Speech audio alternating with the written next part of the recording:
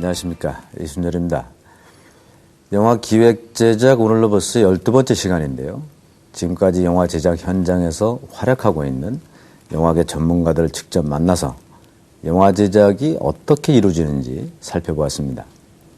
오늘 이 시간에는 영화 제작에 직접 참여하지는 않지만 영화의 흥행에 있어서 절대적인 역할을 하는 마케팅과 배급에 대해서 한번 알아보는 시간을 갖도록 하겠습니다.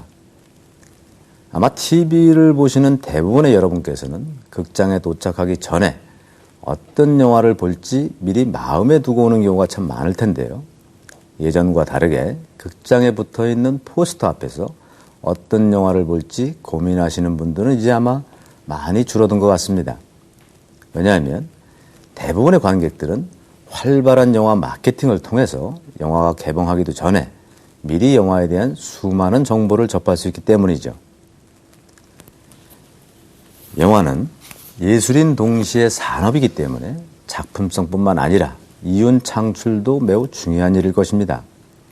때문에 가능하면 많은 관객을 극장에 끌어당기기 위한 영화 마케팅이야말로 상업영화 제작에 있어 큰 비중을 차지하고 있는 분야라고 할 수 있을 것입니다. 오늘은 영화를 좀 더 산업적인 측면에서 들여다보는 시간으로 영화 마케팅과 배급에 대해서 한번 살펴보도록 하겠는데요. 우선 자세한 내용을 먼저 영상으로 만나보시죠.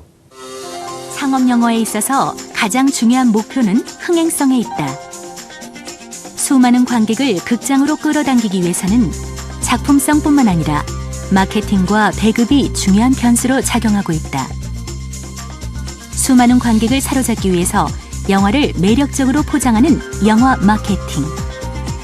스타들을 앞세운 스타 마케팅서부터 온라인 매체의 발달과 함께 급부상하고 있는 온라인 마케팅까지 영화 마케팅은 다양한 방법으로 관객몰이를 하고 있다. 영화가 대중적으로 성공하기 위해서 빼놓을 수 없는 또 하나의 작업은 바로 배급이다.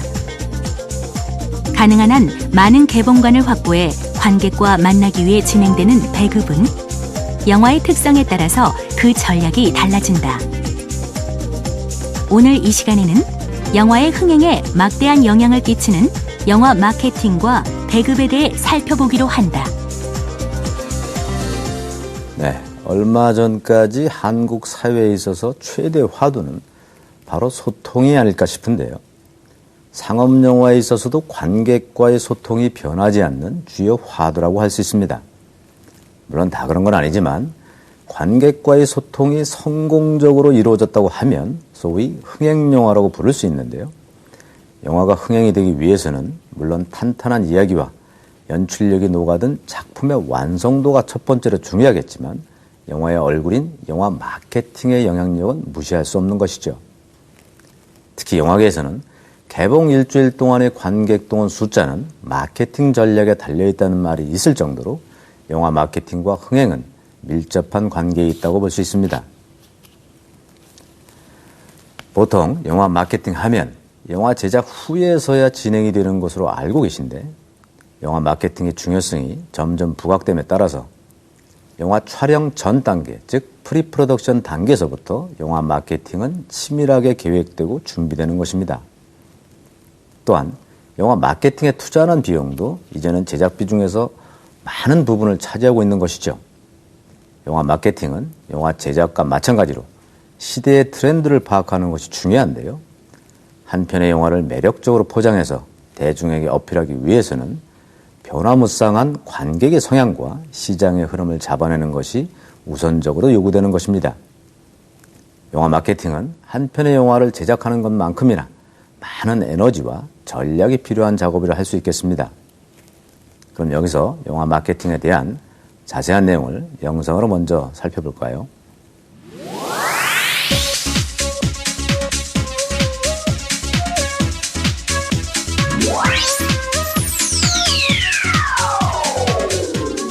흥행이 영화의 성공 여부인 상업영화에서 영화 마케팅은 촬영만큼이나 중요한 작업 중 하나다. 영화가 가진 장점을 최대한 부각시켜 관객을 스크린 앞으로 이끄는 영화 마케팅. 예고편, 포스터, 기자 시사회 등 다양한 마케팅 전략을 통해 수많은 관객에게 영화에 대한 강렬한 이미지를 심어주는 것이 영화 마케팅의 주된 목표다. 그러니까 영화 마케팅이라고 보통 이제 얘기를 하는데 크게는 뭐 관객들 입장에서 가장 눈에 볼 때 영화 마케팅이 뭐냐라고 했을 때는 아마 많이 보시는 게 이제 포스터하고 예고편이 가장 1차적으로 보시는 광고 선제물에 1차적으로 들어가는 거고요. 그리고 저희가 이제 미디어를 통해서 방송이라든지 신문이라든지 뭐 인터넷을 통한 이제 기사 같은 경우는 이제 홍보 쪽 파트라고 하는데 그런 쪽을 같이 병행을 하죠. 근데 이게 영화가 아무래도 멀티미디어 컨텐츠다 보니까 기본적으로는 뭐 사진이나 영상을 근간으로 해서 작업을 하는 게 가장 1차적인 작업들이라고 보시면 돼요. 그러니까 영화가 만약에 지금 한국 영화가 완성이 되지 않았을 경우는 미리 티저 단계의 어떤 예고편이나 포스터를 이미지 작업들을 영상 작업들을 해서 관객들한테 보여주는 게 가장 1차적인 접근이라고 보시면 될 것 같아요.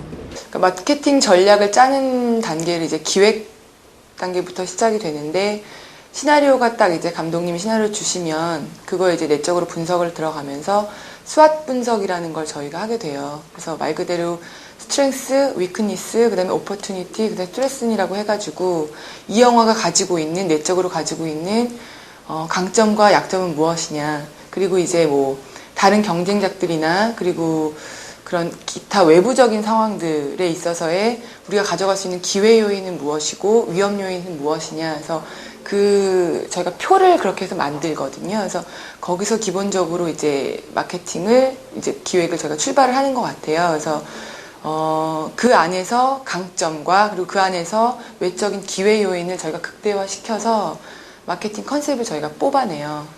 영화 마케팅은 그 중요성이 점차 부각됨에 따라 기획 단계에서부터 작품 분석과 함께 시작된다. 개봉 당일까지 치밀한 계획에 맞춰 진행되는 영화 마케팅.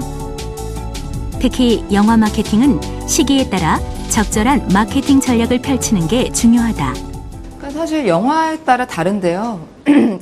제작 발표회, 옛날에는 제작 발표회를 좀 많이 했었어요. 그러니까 한국 영화 크랭크인 들어가기 전에 이제 배우들 누구누구 캐스팅했다는 걸 알리는 거를 뭐 호텔이나 이런 데서 간단하게 약식으로 발표를 했다면 최근에는 이제 마케팅, 한국 영화는 아무래도 상대적으로 외화보다 기간이 길다 보니까 관객들은 굉장히 빨리 정보가 워낙 많은 상황에서 빨리빨리 변화하고 있는데 사실 뭐 예를 들면 어떤 영화가 1월에 제작 발표를 했는데 그것도 나름 이제 예산과 버짓과 이제 노고가 들어가는 런칭이라고 할 수 있지만 그 런칭 이후에 거의 1년 뒤에 개봉을 하는 영화라면 사람들 뇌리에는 사실 기억나지 않거든요. 그러다 보니까 어떻게 변화가 됐냐면 촬영을 할 때는 촬영 현장을 공개하는 형식의 거기서 뭐 제작 보고회 형식이 되는 경우가 있고 영화에 따라서는 아예 촬영 자체를 요즘에는 좀 더 추세가 프로덕션 과정을 공개를 안 하는 경우들도 좀 있어요. 그리고 프로덕션 과정이 끝난 다음에 한꺼번에 궁금증을 한꺼번에 터뜨린 뭐 제작 보고회 형식이라든지 뭐 파티 이벤트라든지 여러 가지 뭐 마케터들은 그런 아이디어를 고민하는데 굉장히 밤새죠. 그러니까 사실 하늘 아래 새로운 걸 만들어내야 되는데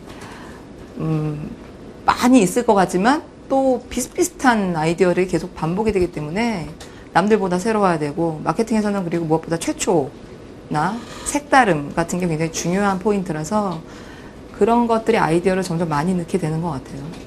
스텝이 있죠. 그러니까 뭐 말씀드린 것처럼 옛날에는 그냥 영화가 들어가면 그냥 무작정 뭐 누구 배우가 됐다 뭐 이러면서 공식적으로 막 했다면 요즘에는 좀 개봉에 가까울 때까지 티저라는 이제 말씀드린 포스터나 예고편을 티저가 필요할 때는 티저를 일단 하고요.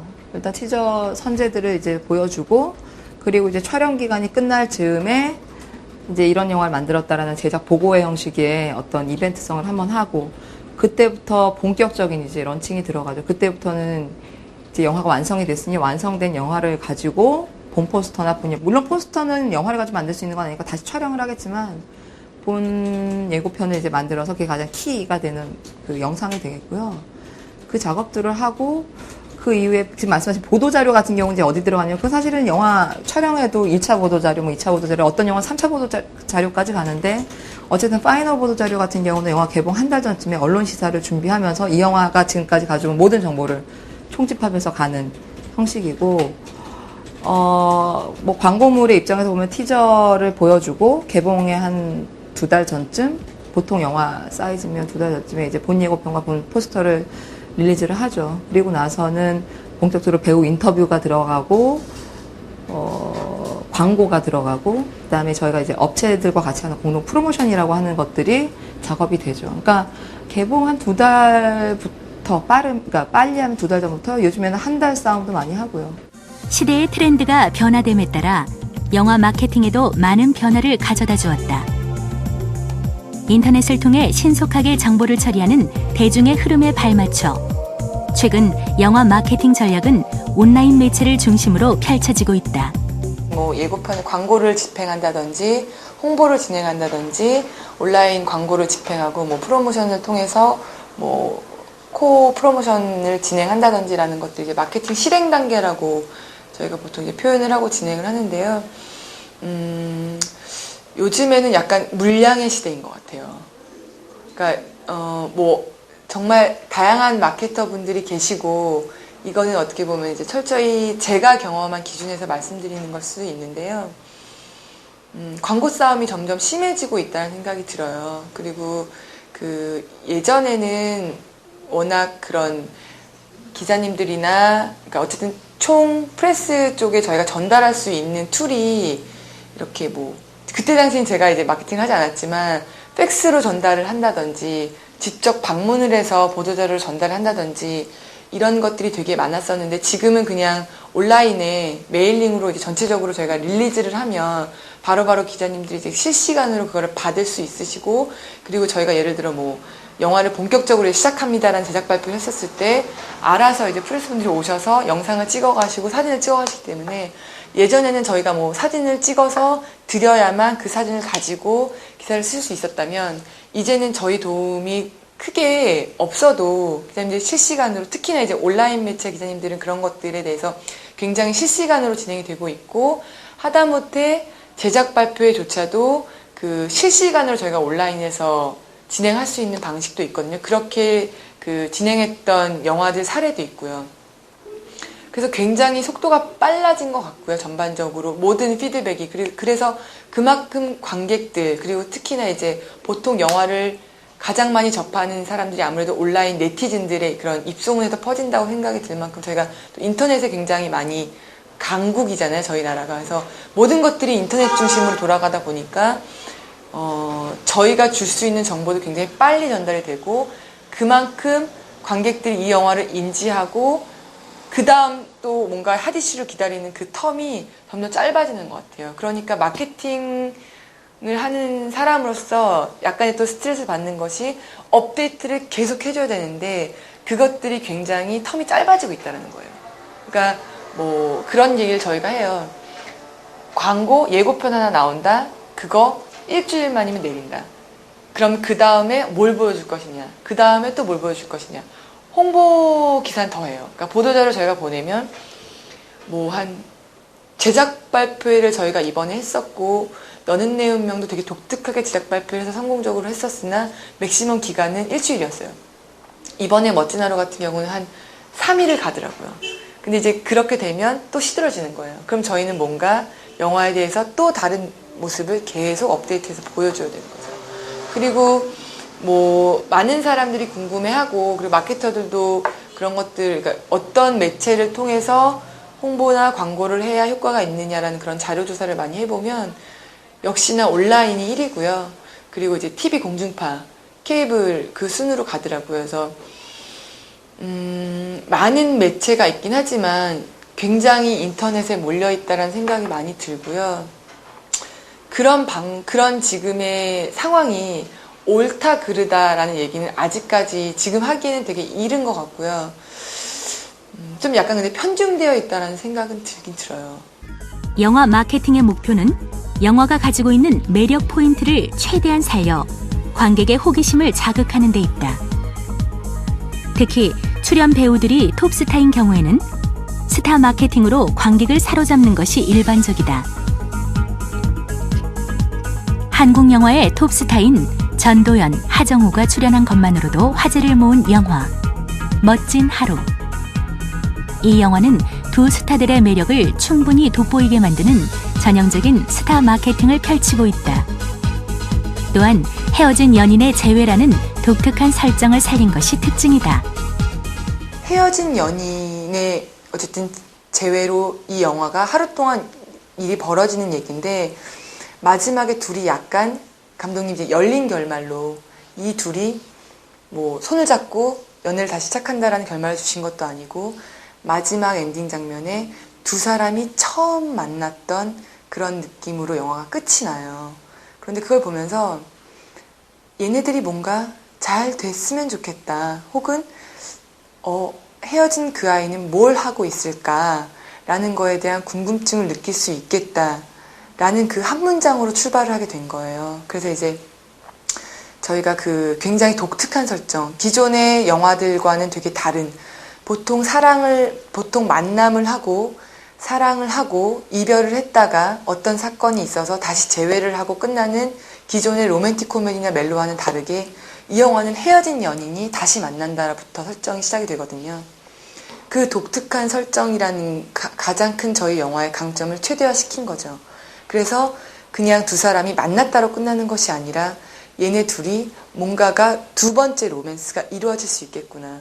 그냥 두 번째 로맨스가 아니라 헤어진 연인들의 두 번째 로맨스의 가능성이라는 걸 저희가 마케팅 컨셉으로 뽑아내게 됐고, 그래서 이제 마케팅 실행 단계에 있어서 저희가 이제 관객들의 공감대를 얻기 위해서 이벤트 같은 걸 진행을 할 때 관객들한테 질문을 던지는 형식의 이벤트를 많이 했어요. 그냥 단순히 뭐 예고편 노출 이벤트, 무슨 이벤트라기보다는 당신이라면 헤어진 연인을 다시 만나고 싶습니까? 혹은 영화 속처럼 당신이라면 헤어진 사람을 처음 만났을 때 어떤 질문을 던지고 싶습니까? 이런 것들이 일반적인 질문일 수 있겠지만 영화에 다 녹아져 있는 이야기들 중에 하나인 거고, 그리고 플러스로 전도연 씨와 하정우 씨가 개인적인 입장에서 그 대답을 해준 영상을 같이 노출을 시켰어요. 그러니까 뭐 예를 들어 뭐 하정우 씨는 저는 다시 만날 수 있을 것 같아요. 뭐 전도연 씨는 저는 그냥 추억으로 간직하고 싶어요. 그런데 그런 것들이 나름의 약간 디테일한 전략이 숨어 있었던 게 전도연 씨와 하정우 씨의 입을 빌어서 얘기한 거지만 결국에 이 캐릭터들 희수와 병훈이라는 얘네들의 이야기를 전도연 씨와 하정우 씨라는 사람들의 입을 통해서 노출을 시킨 거거든요. 그러니까 이제 관객들이 그런 거에 있어서 굉장히 공감을 많이 해줬고, 그런 이 영화가 어떤 스토리이구나라는 거를 명확하게 저희가 이런 식으로 접근을 시켜서 관객들한테 인지를 시킨 거죠. 영화 마케팅에 있어서 관객 분석은 가장 중요한 요인 중 하나다. 영화의 메인 타깃 관객층을 파악한 후 관객의 성향을 치밀하게 분석해야 성공적인 마케팅 컨셉을 잡을 수 있다. 그러나 예측 불허한 관객의 취향을 분석하는 것은 영화 마케팅에 있어서 가장 중점을 둬야 하는 작업인 동시에 결과에 변수가 많은 어려운 작업이기도 하다. 우리나라 관객들은 굉장히 다양한 것 같아요. 그러니까 어느 하나 장르에 몰리지 않고, 그리고 우리나라 관객들은 되게 예측 불허해요. 그러니까 저는 점점 마케팅을 하면서 신이 나면서도 되게 잘 모르겠다. 그래서 나름 스트레스 받는 부분이, 어떤 영화는 솔직히 말해서 안 될 것 같은데 배급식이나 혹은 타 경쟁작이 없는 상황에서 굉장히 히트, 그리고 그때 당시에 뭐 맞아 떨어지는 그때 뭐 사회적인 현상 같은 것들이 맞물려서 예상외로 영화가 잘 되는 경우가 있고요. 그런데 누구나 잘 될 것 같다라는 영화였는데 이 영화가 잘 안 됐을 때 참 그런 분석을 매번 시도를 하지만 참 닥치기 전까지는 모르는 부분이 더 아직까지 저에겐 큰 것 같아요. 그러니까 솔직히 말하면 너는 내 운명을 자꾸 말씀을 드리는데, 이 영화가 어떻게 보면 뭐 다방레지와 시골 노총각의 사랑 이야기인데, 그 일단은 설정 자체가 지금 굉장히 트렌디한 이 시대를 살아가고 있는 현대인들에게 뭔가 되게 적절한 사랑, 그러니까 되게 모던하지 않은 사랑 이야기였음에도 불구하고 그런 심파적인 요소와 그런 진심이 통했다라는 게 결과적으로는 되게 기쁘면서도 되게 놀랐던 거죠. 영화라는 자체를 사랑을 해야 된다고 생각이 들고요. 그리고 자기가 맡은 영화에 대해 기본적으로 시나리오 분석과 캐릭터 분석은 기본적으로 할 줄 알아야 된다고 생각이 들고, 그 이야기는 뭐냐면 냉정한 판단이라는 거예요. 우스갯소리로 멀티를 잘하는, 그러니까 말씀하신 대로 점점 툴이 많아지다 보니까 한 손에는 전화기를 붙잡고 기자님과 통화를 하면서 한 손으로는 뭔가를 컴퓨터로 꾸준히 해야 되는, 약간 굉장히 다양한, 그러니까 실시간, 그러니까 매분마다 정말 다양한 사건 사고들이 벌어지고, 그런 것들을 이제 빨리 그 판단 능력으로 빨리빨리 처리를 해야 되는 일들이 되게 많아요. 그리고 또 얘기가 사건 사고가 없으면 마케팅이 아니지 라는 얘기를 할 정도로 정말 저희는 열심히 한다고 하는데도 불구하고 워낙 이해관계도 많이 얽혀져 있는 분야이기도 하고요. 이것이 그냥 저희 마케팅 팀원끼리만 해나가는 것이 아니라 많은 사람들의 눈이 저희를 어떻게 보면은 격려를 해주기도 하지만 압박을 주기도 하고, 그렇기 때문에 그때그때마다의 대처 능력도 되게 필요한 것 같은데, 기본적으로 이 영화를 분석할 수 있는 능력이 가장 필요한 것 같아요. 네, 영상에서 보신 것처럼 한 편의 영화가 박스오피스에서 성공하기 위해서는 다양한 영화 마케팅이 사용되는 것을 볼 수 있는데요. 영화가 흥행되기 위해서는 영화 마케팅 외에 빼놓을 수 없는 요소가 또 하나 있습니다. 그것은 바로 배급 시스템인데요. 배급이 흥행에 있어 아주 많은 영향을 미치기 때문에 영화가 제작된 후에는 치열한 배급 경쟁이 시작되게 됩니다. 여기서 잠깐 한국 영화의 배급 시스템을 살펴볼 필요가 있는데요. 과거 10여 개의 스크린을 통해 개봉하던 때와 달리 최근에는 한 번에 수백 개의 스크린에서 동시에 개봉하는 시스템으로 변화하고 있습니다. 국내 배급 회사의 현황을 보면 제작, 투자, 극장까지 소유하고 있는 대기업 계열사인 CJ 엔터테인먼트, 쇼박스, 롯데 엔터테인먼트가 국내 영화 시장의 70% 이상을 장악하고 있습니다. 그 외에 청어람, 사이더스, MK 픽처스 등 중소 배급 회사가 있는데 많이 고전하고 있는 실정이죠. 영화 마케팅처럼 배급에도 치밀한 전략이 필요한데요. 영화의 특성에 따라 배급 전략은 아주 다양합니다. 예를 들면 제작비가 많이 들어간 작품 같은 경우에는 와이드 릴리스 전략, 즉 개봉 첫 주부터 많은 수의 스크린을 확보해서 단기간 내에 수익을 뽑아내는 배급 방식을 보통 쓰는데요. 또 예상보다 작품의 완성도가 낮을 경우 나쁜 입소문이 퍼지기 전에 수익을 올리는 일종의 치고 빠지기 전략을 쓰는 경우도 있습니다. 그러나 티켓 파워가 있는 배우가 아닌 경우라든가 제작비가 적은 경우에도 불구하고 작품적으로 높은 평가를 받을 경우에는 관객이 장기적으로 늘어날 수 있다고 판단해서 적은 스크린 수로 시작해서 상영 기간을 장기화할 수 있는 전략을 구사하기도 합니다. 그럼 여기서 배급에 대한 자세한 이야기는 전문가를 통해 잠시 들어보도록 하죠.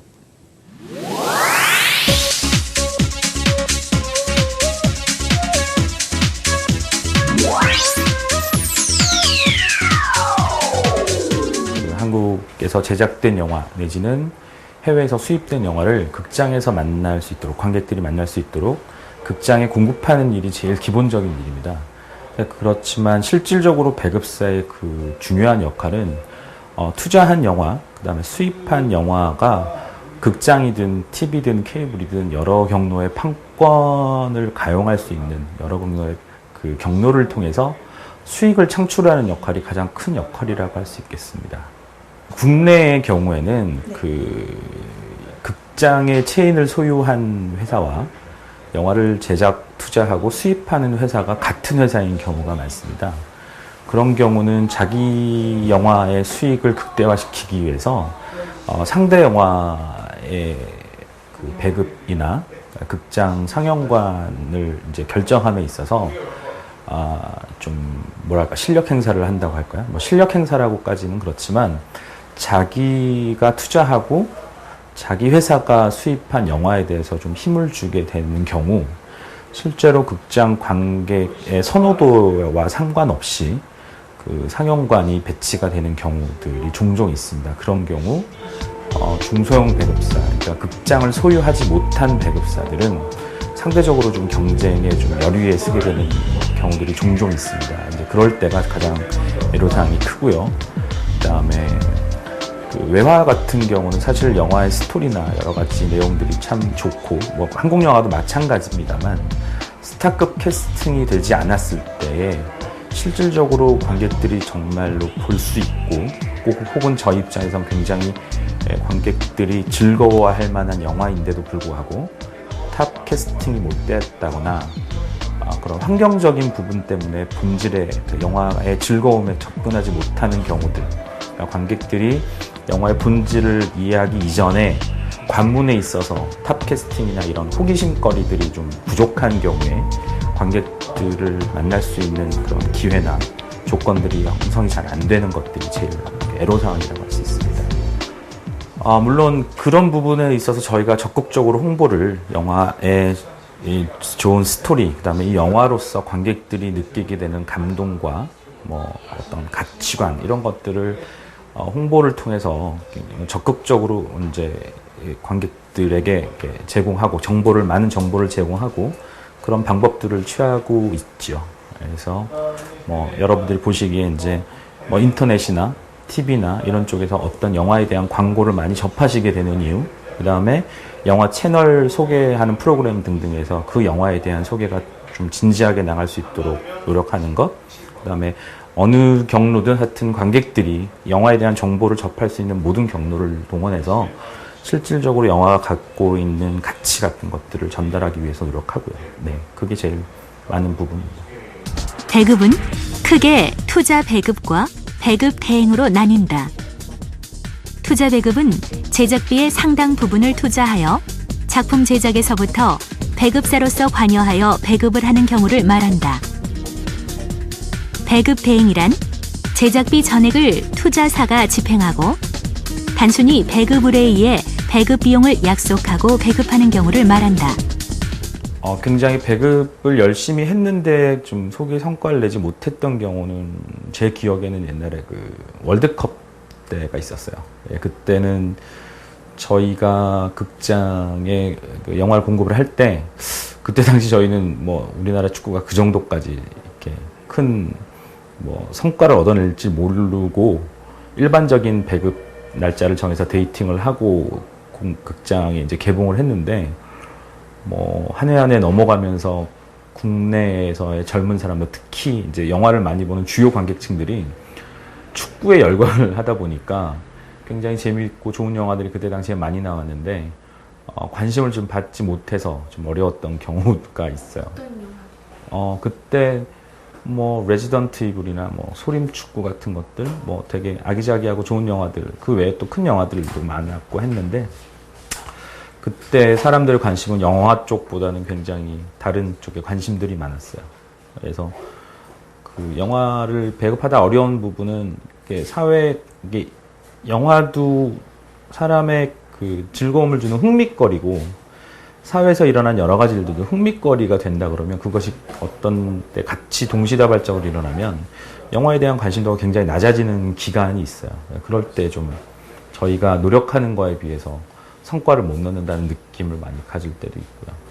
현재 보편적으로 업계든 혹은 일반적인 관객에게든 알려지기로는 극장에서 그 와이드 릴리즈, 그러니까 한 영화가 굉장히 수많은 스크린을 가져가는 영화들이 굉장히 뭐 흥행적으로 성공하고 좋은 영화다라는 간단한 편견을 갖게 되고 그것만이 방법이라고 생각하는 경우들이 많이 있는데, 영화에 따라서 영화의 장르나 혹은 소구하는 타겟이나 이런 부분에 따라서 굉장히 다양한 형태의 배급을 모색해야 되는 것이 방법일 것이고, 그리고 그것이 꼭 극장에 꼭 가서 영화를 봐야 한다는 그런 단순한 생각에서부터도 이제 앞으로는 탈피해야 되지 않을까. 왜냐하면 케이블이든 뭐 IPTV든 이제 영화라는 것, 컨텐츠를 보는 방법 자체가 굉장히 다양해지고 있는데, 그런 컨텐츠를 소화할 수 있는 윈도우의 성격에 맞는 그러니까 컨텐츠별로 윈도우의 성격에 맞는 각 다양한 경로들을 찾아서 거기서 수익을 얻고 그다음에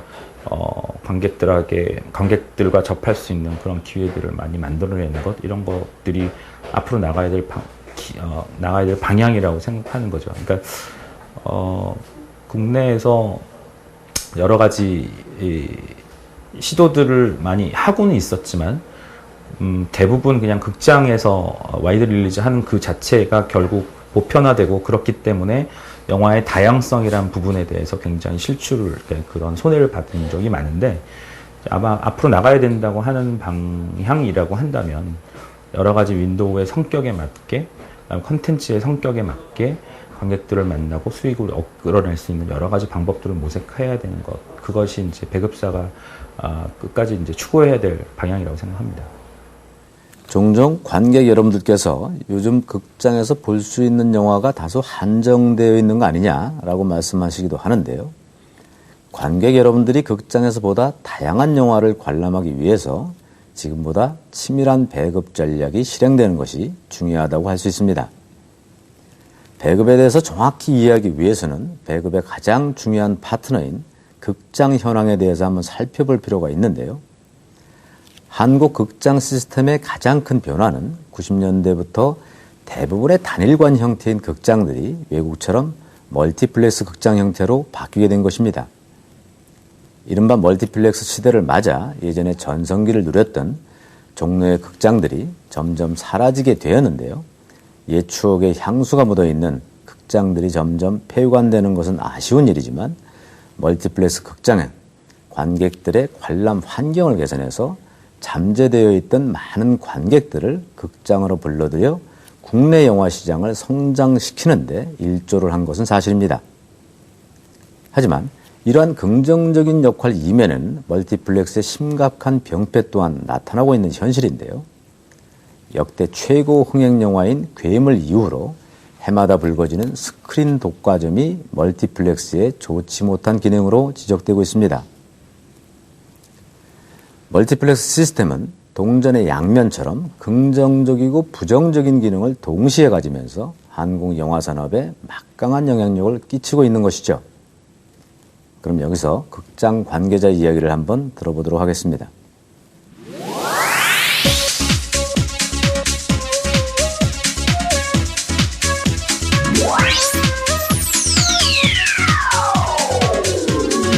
배급사하고 마케팅 팀하고 이제 조율을 해서 그러니까 주로 지금 목요일 날 그 영화들이 개봉을 하는데 그 전주에 상영작들을 이제 결정을 합니다. 그리고 마케팅 팀에서 그 상영작의 리스트를 영화관에 이제 전달을 해주면 이제 영화관에서는 그 영화들을 이제 어떤 흥행성의 이제 기준을 맞춰서 어떤 영화가 가장 큰 상영관에 이제 배치를 시키는 게 효율적일 것인가를 고민을 하고 그 다음에는 이제 고객님들이 많이 그 찾으시는 시간대를 고민을 해서 적절하게 배치를 하고 있습니다.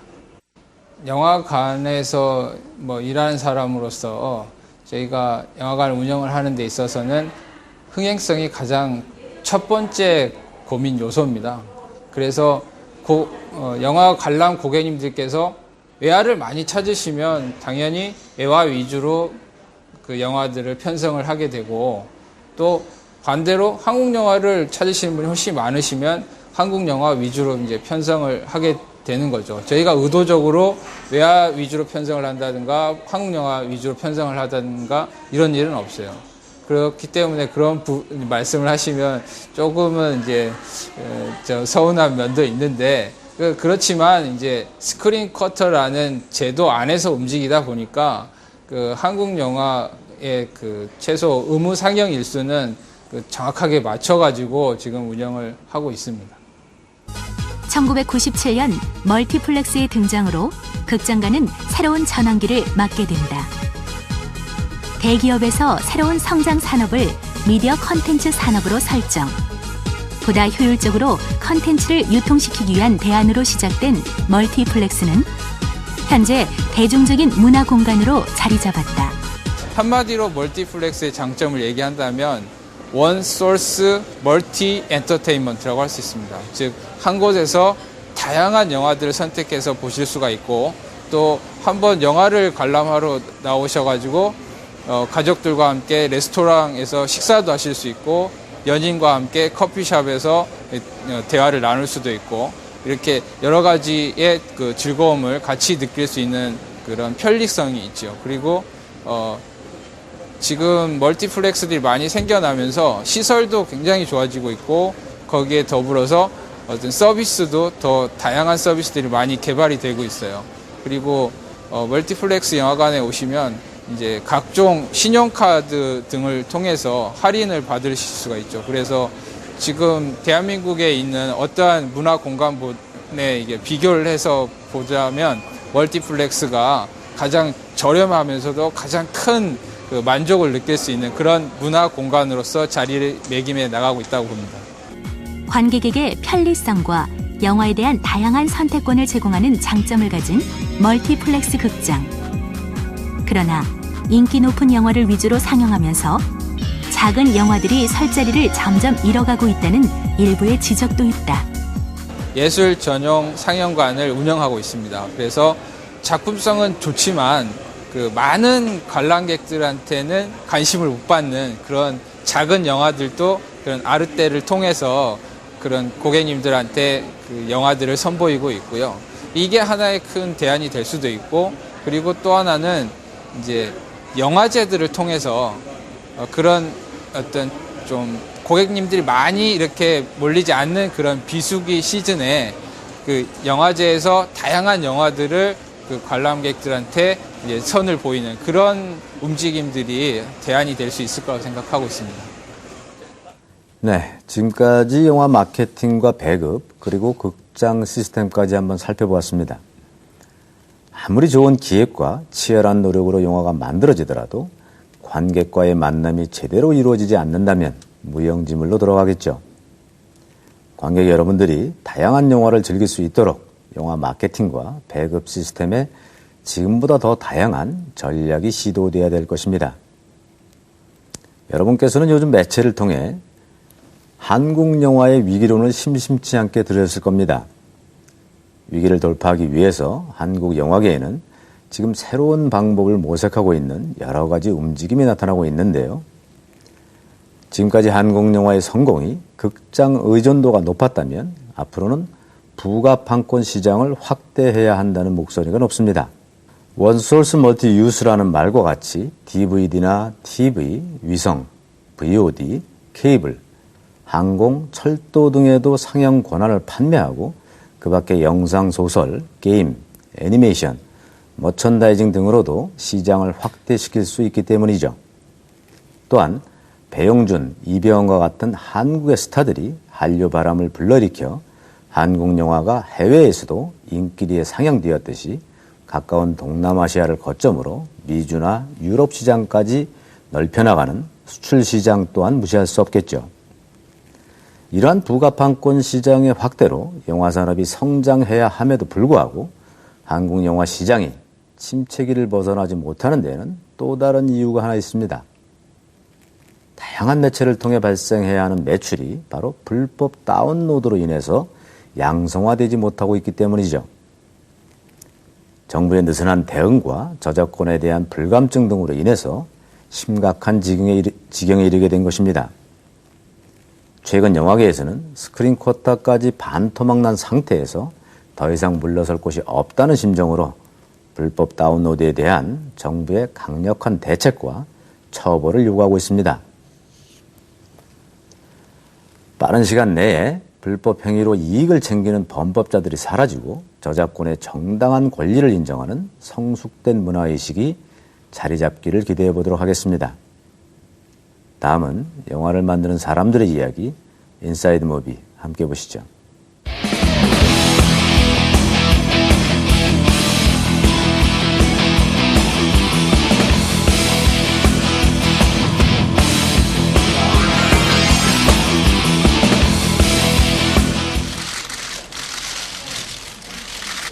깊이 깊이가 있고 또 그거는 저희들의 입장에서는 참 대단하고 그 화가의 그 스타일이 그리고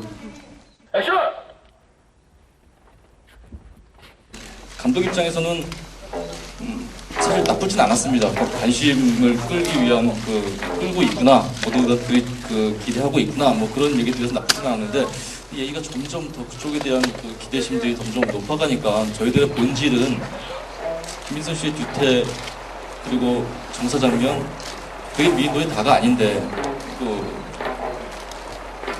신윤복이라는 천재 화가를 사랑했던 그 김홍도의 욕망과 그리고 강모의 순수한 사랑과 그리고 설화의 그 욕망들 그런 부분들이 영화 속에서 굉장히 관객분들한테 이렇게 감동을 줄 요소들이 많은데 그런 부분들이 공개가 되지 않는 상황에서는 알 수가 없으니까 경무가 떨어졌을 때 그 해부적 거에다가 의지해야지.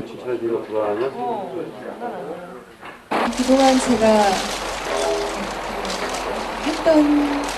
보여드렸던 연기를 다 버리고 제가 할 줄 아는 걸 다 버리고 처음부터 제가 갖지 않았던, 보여주지 않았던 그런 연기를 하고 싶었어요. 그래서 신윤복이라는 옷을 입고 발끝부터 머리끝까지 마음까지도 다시 배우려고 했고요. 정 감독님이 옆에서 많이 도와주셨고 감독님 생각을 철저하게 들으면서 그렇게 촬영했습니다. 확실히 믿고 스태프들을 믿고 그렇게 연기한 보람이 있는 것 같고요.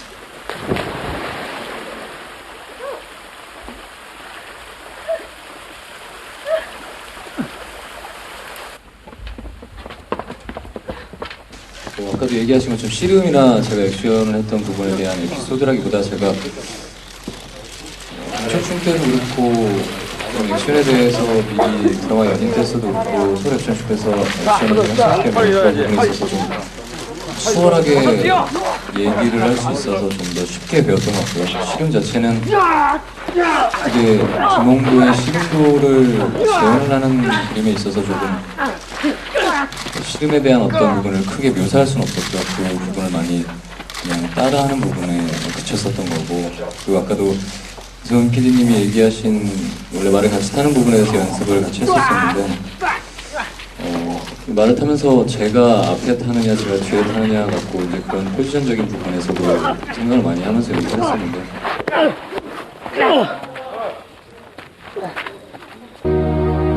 얇은 저고리 및 가슴속 가득한 정을 붓끝으로 전하노라.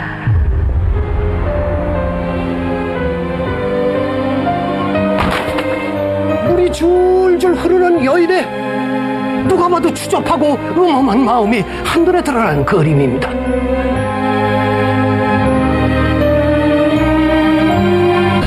약속해. 무슨 일 있어도 꼭 따라갈게.